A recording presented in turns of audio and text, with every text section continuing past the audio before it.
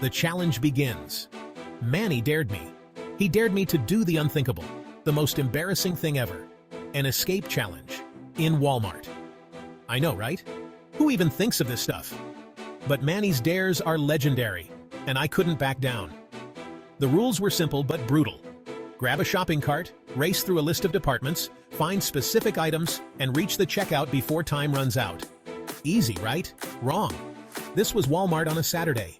Pure chaos. Welcome to Walmart, the place where you can find everything you need, and maybe even some things you didn't know you needed. The automatic doors slid open, and I was hit by a wall of noise. It was like stepping into another world, one filled with the hustle and bustle of eager shoppers. Shopping carts clanged as they collided with each other. Kids screamed, their voices echoing through the aisles, adding to the chaotic symphony of the store. A weird smell, like popcorn and cleaning supplies, filled the air. It was an odd combination, but somehow, it was quintessentially Walmart. Fluorescent lights glared down from the ceiling, making everything look kind of yellow.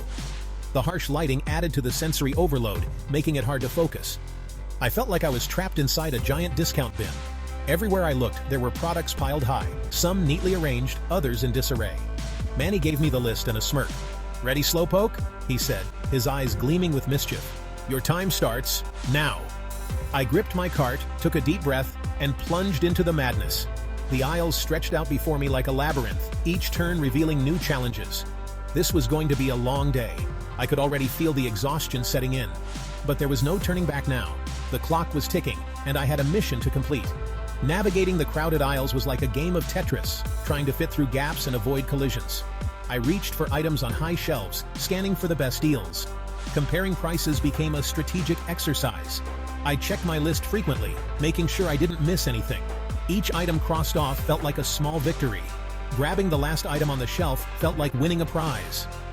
I couldn't help but celebrate each small win, knowing it brought me closer to the finish line. Finally, I made it to the checkout. Unloading my cart, I watched as the cashier scanned each item, the beeps marking the end of my journey. As I left the store with my bags full, I felt a sense of accomplishment. It had been a long day, but I had survived the Walmart adventure. The sun was setting over the parking lot, casting a warm glow on the end of a hectic day. Loading my car with groceries, I took a moment to appreciate the calm after the storm. Driving away from the store, I felt a sense of relief. The Walmart adventure was over, and now it was time to head home and relax. Greg's Great Escape. First up, toys. Easy peasy, right? Or so I thought. The toy aisle seemed like a simple task, a quick in-and-out mission. But little did I know I was about to step into a chaotic whirlwind. Wrong. The toy aisle was like a battlefield, littered with discarded action figures and board games. It was as if a tornado had swept through, leaving chaos in its wake. Toys were strewn everywhere, making it nearly impossible to navigate without tripping over something. Kids were running around like maniacs, their parents yelling after them. It was a scene straight out of a disaster movie. Children darted between the aisles, their laughter and screams echoing off the shelves. Parents, looking frazzled and exhausted, tried to corral their little ones, but it was like herding cats. I dodged a flying Nerf dart and swerved around a giant stuffed panda. The Nerf dart whizzed past my ear, narrowly missing me. I ducked just in time and found myself face to face with a giant stuffed panda, its beady eyes staring me down. I quickly sidestepped, determined to stay focused on my mission. I spotted the item on my list, a pack of glow-in-the-dark slime. It was like a beacon of hope amidst the chaos. The bright packaging stood out against the clutter, and I knew I had to get to it before someone else did. Of course, it was on the very bottom shelf, buried behind a mountain of board games. Typical. I had to navigate through the mess, carefully stepping over scattered toys and avoiding the occasional rogue Lego piece that threatened to pierce my foot. I lunged for it, my fingers brushing against the slimy plastic. The texture was both fascinating and repulsive, but I didn't have time to dwell on it. I grabbed the pack and held it tightly, feeling a sense of triumph wash over me. Got it! Now, time to escape this toy-tastrophe.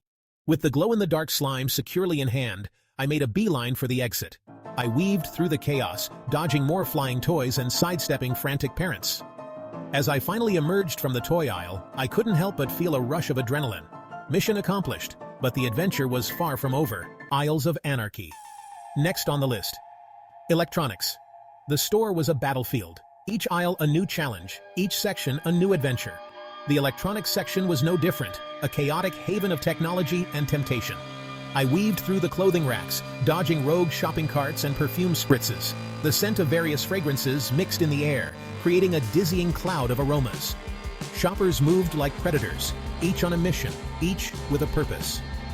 The electronics section was a haven of blinking screens and blaring commercials. The cacophony of sounds from different devices created a symphony of chaos. TVs displayed vibrant images, each trying to outshine the other, while speakers blasted music and announcements. I almost got run over by a lady on one of those motorized shopping carts. She zoomed past, narrowly missing me, her cart beeping in warning. The near miss left my heart racing, a reminder of the unpredictable dangers lurking in every corner. I finally found the headphones I needed, hanging on a display rack.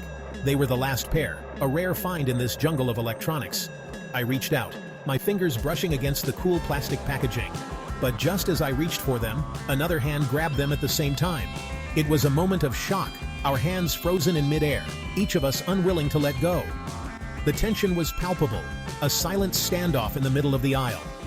I looked up and saw a kid, maybe 10 years old, staring at me with a look of pure determination. His eyes were fierce, his grip unyielding. It was clear he wasn't going to back down without a fight. "These are mine," he said, his voice steady and confident. I was taken aback by his boldness, unsure of how to respond. The kid's determination was impressive, a testament to the lengths people would go to in these aisles of anarchy. "Time is ticking." "Sorry, buddy," I said, "but I need those headphones to win this challenge." The kid didn't budge. "Too bad," he said. "Finders keepers." We were at a standstill, each of us refusing to let go of the headphones. The seconds were ticking by, and I could feel my chances of winning slipping away. I had to think fast. I needed a distraction, something to get this kid off my back. But what? Then, I had an idea. Victory or defeat. I let go of the headphones suddenly. The kid, caught off guard, stumbled back. "Fine," I said. "You can have them." The kid looked confused for a second, then a triumphant grin spread across his face. "Yes!" he shouted, clutching the headphones to his chest. And with that, I made a beeline for the checkout, leaving the kid standing there with his prize. Did I win the challenge? I guess you'll never know. But hey, at least I escaped the Walmart madness.